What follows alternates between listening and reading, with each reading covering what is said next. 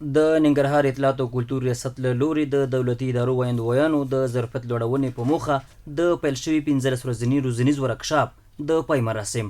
د ننګرهار اطلاعات او کلتور رئیس قاري نور محمد حنیف وایي دغه روزنیز ورکشاپ کې د ټولو دولتي ادارو ویاندویانو ګډون کړی و چې په 15 ورځو کې ورته مهم او ګټور معلومات ورکړل شول.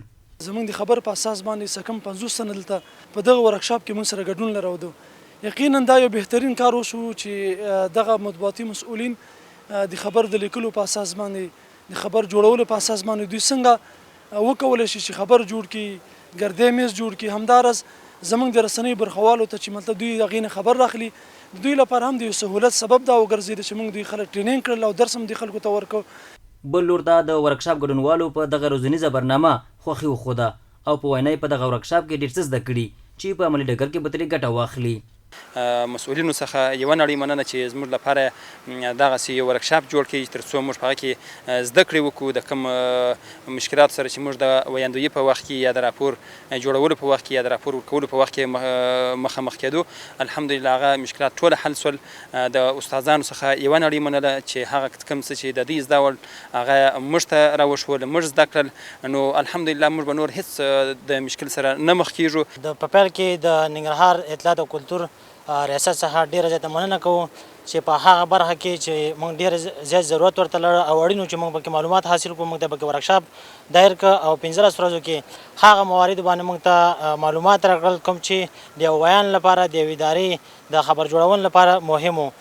بل لور ته د رسنیو مسؤلینو او خبريالان هم دغه روزنیز ورکشاپ ګټور بولي. وایي له دې سره به د دولتي ادارو ویاندویانو او خبريالانو ترمنځ د معلوماتو د ورکولو او ترلاسه کولو لړۍ اسانه او چټکه شي.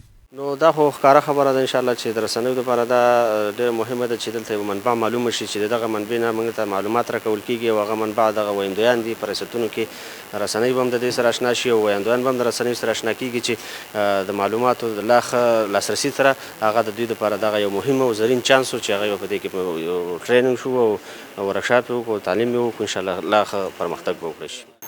ویاندویانو د رسنیو ارزښت وپېژنده، خپل مسؤلیت یې وپېژنده د رسنیو پر وړاندې، خپل وظیفه او هغه سمت او هغه ټایټل چې لري هغه یې وپېژنده او تر دې وروسته به په معلوماتو په ورکولو کې د دوی لاس خلاص وي. یعنې دوی ته دا وښودل شوه چې کوم معلومات محرم دي، کوم معلومات محرم نه دي، کوم معلومات باید رسنیو سره شریک نشي او کوم شریک شي. نو په دې برخه کې د دوی ذهنیتونه روښانه شو.